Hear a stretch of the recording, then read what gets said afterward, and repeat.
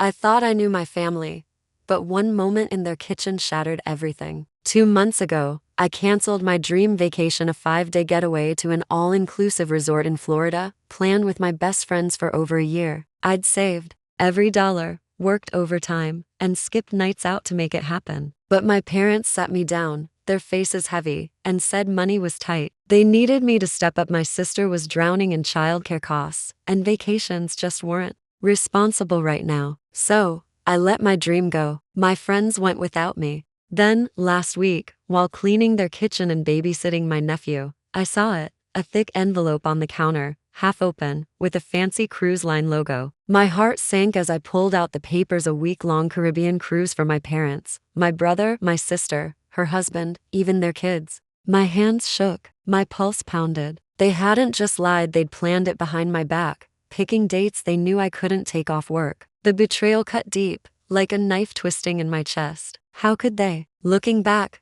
the sting of that cruise ticket discovery wasn't new. It was just the latest chapter in a story that started when I was a kid growing up in our modest 3-bedroom house in suburban Ohio. My family wasn't rich. We were the kind of folks who clipped coupons, bought off-brand cereal, and stretched every dollar to make ends meet. But even in that world of tight budgets, I learned early on that fairness wasn't part of the deal, not for me anyway. I was 6 years old, twirling in front of the TV, mimicking ballerinas from a PBS special, when I begged my mom for dance lessons. I could see myself in a pink leotard, spinning across a studio floor. Her response was a heavy sigh. "Sweetheart, dance lessons cost too much. We just don't have the money for that kind of thing." I nodded, my little heart sinking, but I got it. Money was tight. I wasn't about to throw a tantrum over something we couldn't afford. A month later, my older sister, Lisa, came home beaming, her arms full of riding boots and a shiny new helmet. My parents had signed her up for weekly horseback riding lessons, private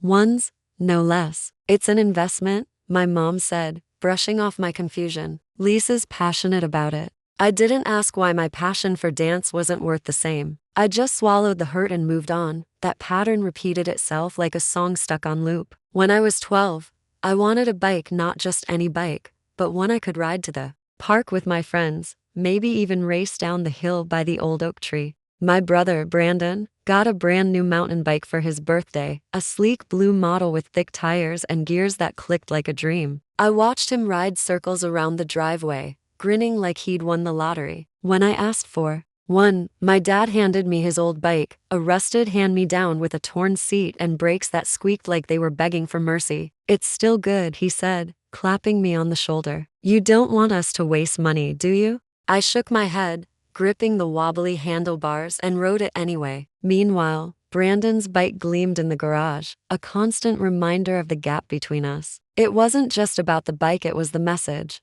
My wants were frivolous, but theirs were worth it. By the time I hit high school, the inequities piled up like unpaid bills. My freshman year, my class planned a trip to Washington, D.C., a chance to see the Lincoln Memorial, walk the National Mall, and feel like I was part of something bigger. I was 15, scraping together every penny from babysitting neighborhood kids and mowing lawns. I skipped school lunches, stashing my lunch money to cover the trip's $300 deposit. A week before it was due, my mom sat me down at our chipped kitchen table. "Honey, we can't afford it right now," she said, her voice soft but final. "It's a lot of money. Maybe next year." I nodded, my throat tight, and handed over my savings to help with the electric bill instead. A month later, Brandon went on a ski trip with his buddies to a resort in Colorado. My parents paid for the whole thing: lift tickets, gear, even gas for the drive. When I asked why, my mom gave me that tired smile. "Sweetheart, it's different.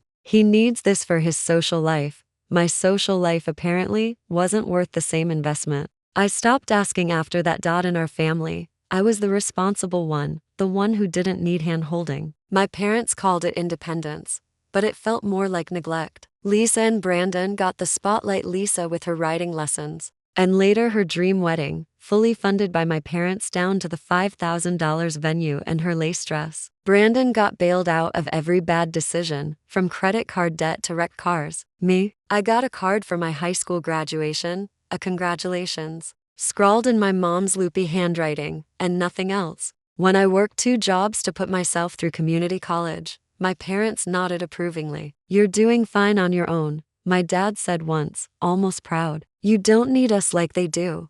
But I did need them. I just never had the luxury of showing it. I was the one who figured things out, who paid my own rent, who built a life on grit and late night shifts while my siblings leaned on my parents' open wallets. That role followed me into adulthood. By my mid-20s, I was the family's safety net. Lisa had 2 kids by then, and childcare costs were eating her alive. I'd spend weekends watching my nephew, rearranging my schedule to cover her shifts at the hospital. Brandon, meanwhile, was a walking financial disaster, always needing $100 here, $200 there to fix his car or cover a late bill. I lent him money I couldn't afford to lose, knowing he'd never pay me back. My parents leaned on me too, not for cash outright but for the little things that added up, covering a grocery run when they were short, paying a utility bill when their account was overdrawn, picking up my nephew from daycare when no one else could. I didn't mind at first. I told myself it was what family did, stepping up, making sacrifices, keeping the ship afloat. But the sacrifices were always mine. The vacations were the worst. Every year, we'd talk about a family trip, maybe a week at a cabin by Lake Erie or a road trip to the Smoky Mountains. I'd get excited, picturing us together, laughing over campfires or fighting over the car radio. But every time, something would come up. Money would get tight. Lisa's kids needed school supplies, or Brandon had a work conflict, or my parents had too many expenses, so we'd cancel. Or so I thought. Looking back, I realized the truth. They weren't canceling vacations, they were canceling mine. When I was included, the plans fell apart. But when it was just them, the money magically appeared. A weekend in Chicago here, a beach trip to Myrtle Beach there, always planned when I was stuck working my retail job, unable to get time off. They'd come back with sunburns and stories, acting like it was no big deal. "Oh, it was last minute," my mom would say, waving a hand. I believed them, or at least I wanted to. Those memories flooded back as I stood in their kitchen, holding those cruise tickets. Every missed dance lesson, every hand-me-down bike, every canceled plan hit me like a punch. I'd spent my life being the responsible one, the one who didn't ask for much, the one who gave and gave until there was nothing left. And for what? So they could sail off to the Caribbean without me, knowing I'd canceled my own dream vacation to help them? The unfairness of it burned, not just because of the cruise, but because it was proof of what I'd always known deep down in my family. I was the one who didn't matter. The moment I pulled those cruise tickets from the envelope in my parents' kitchen, my world tilted. I was standing by the counter, the smell of dish soap still clinging to my hands from scrubbing pots, my nephew's toys scattered across the linoleum floor. I'd been babysitting all morning, juggling my retail job's erratic schedule to help my sister, Lisa, pick up an extra shift. The envelope wasn't even hidden, just sitting there, half open, like it was no big deal. The logo caught my eye first: Royal Caribbean, the kind of luxury cruise line you see in glossy travel magazines, promising turquoise waves and all-you-can-eat buffets. My fingers trembled as I slid the papers out, expecting maybe a brochure or a contest entry. Instead, I found a full itinerary, a 7-day cruise to the Bahamas, booked for my parents, Lisa, her husband, their 2 kids, and my brother, Brandon. The dates glared up at me next week, smack in the middle of my busiest season at work, when I couldn't possibly take time off. My stomach churned, a mix of nausea and rage. 2 months ago, I'd canceled my own vacation, a 5-day trip to a Florida resort I'd saved for over a year because my parents said money was tight. They'd sat me down, their voices heavy with guilt, and asked me to step up for the family. I did. I always did. And now this. They hadn't just lied, they'd planned this trip behind my back, picking dates they knew I couldn't join, like they wanted to make sure I wasn't there. I stood frozen, the papers crinkling in my grip, my heartbeat thumping in my ears. It wasn't just the cruise. It was the realization that they'd orchestrated this betrayal with precision. They didn't forget to invite me. They didn't want me there.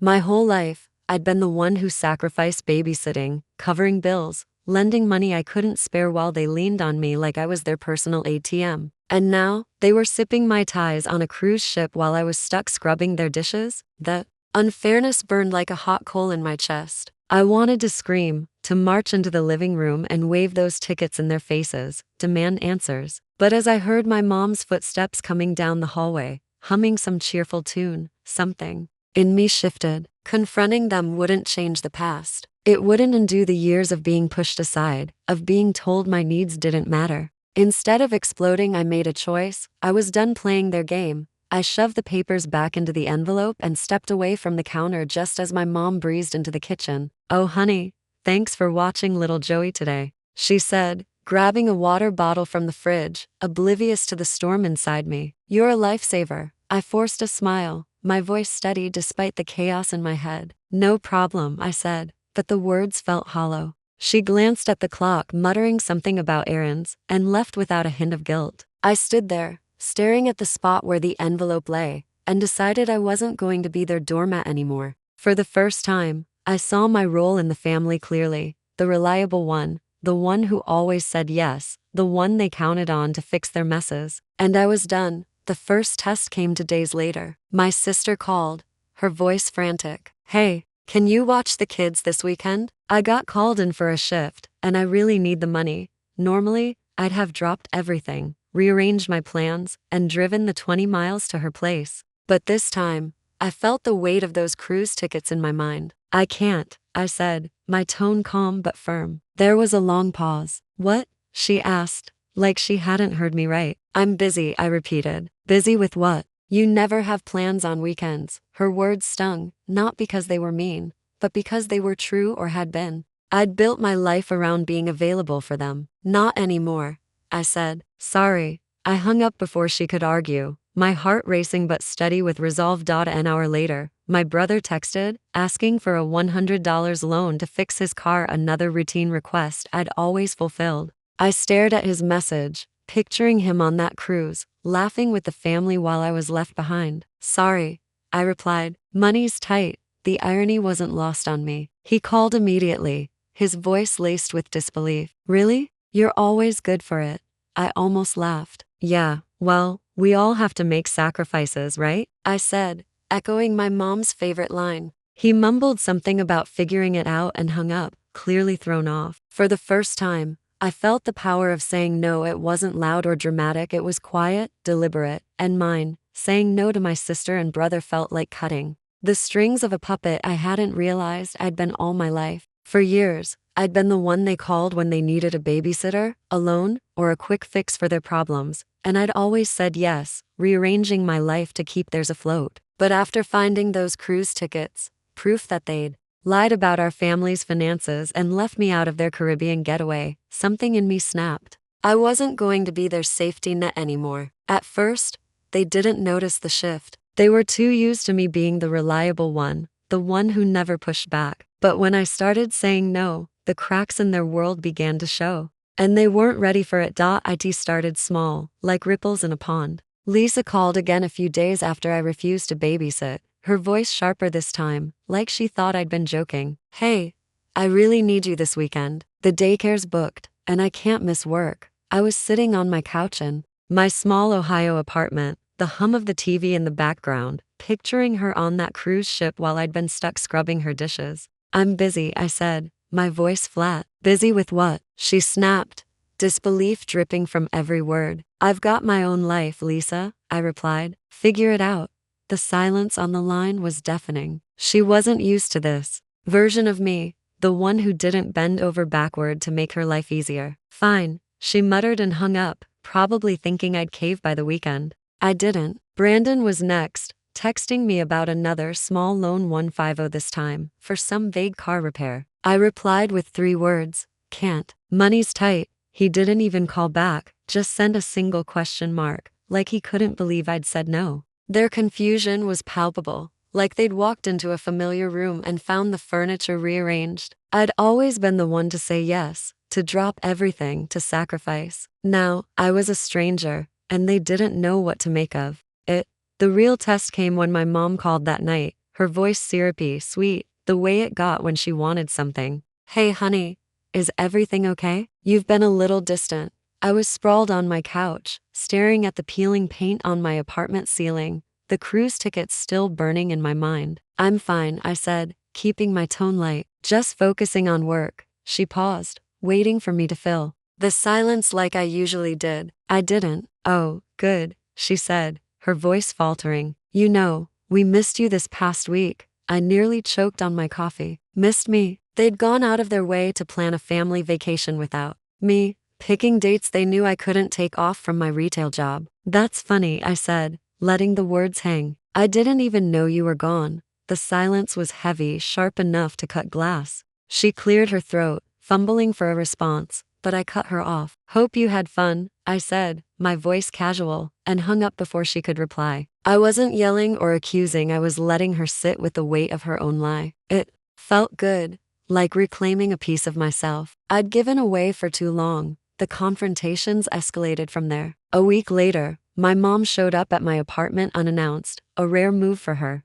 I opened the door to find her standing on my doorstep, clutching a Tupperware of homemade lasagna like it was a peace offering. Thought I'd bring you dinner, she said, her smile too wide, too forced. I let her in, but I didn't fill the silence like I used to. She fidgeted, glancing around my cramped living room as if searching for clues about what had changed. Finally, she sighed. Jess, just tell me what's going on. You're avoiding us. I leaned against the counter, meeting her gaze. I'm not avoiding anyone, I said. I'm just busy. Her lips pressed into a thin line. Are you mad at me? She asked, her voice softer now. I let the silence stretch, watching her squirm. I could have told her about the tickets, about the betrayal that had gutted me, but instead, I tilted my head. Why would I be mad? Because I had to cancel my trip while you all went on a cruise without me? The color drained from her face. For the first time, I saw guilt flicker in her eyes. Jess, it wasn't like that, she stammered. We didn't think you'd want to go.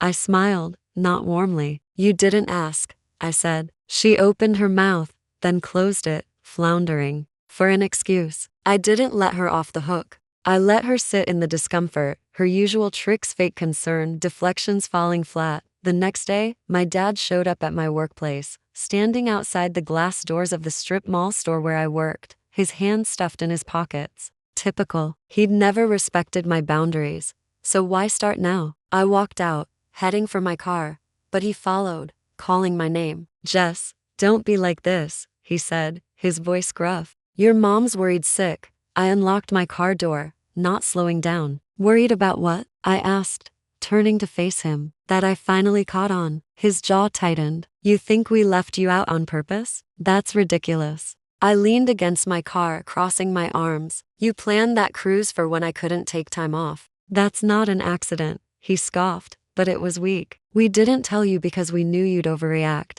I laughed, short and sharp. So, you lied to prove me right? His face darkened, but he had no comeback. You don't get to spin this, I said, my voice steady. You needed me my whole life. I needed you once, and you lied. I got in my car and drove away, leaving him standing in the parking lot, his silhouette shrinking in my rearview mirror. Without me, their world started to crumble. Lisa couldn't find a babysitter, so she started missing shifts. Her hospital hours cut back because she wasn't reliable anymore. Brandon, who'd always counted on me or my parents to bail him out, ran out of options when his credit card bills piled up. My parents, who'd leaned on me for small favors, groceries, utility bills, suddenly faced the reality of their own stretched finances. I wasn't there to patch the holes anymore, and the ship was sinking fast. They'd built their lives on the assumption that I'd always be there, picking up the slack, sacrificing my own plans. Now, with me stepping back, the consequences were piling up, and they couldn't ignore them. I wasn't fighting or yelling, I was just gone,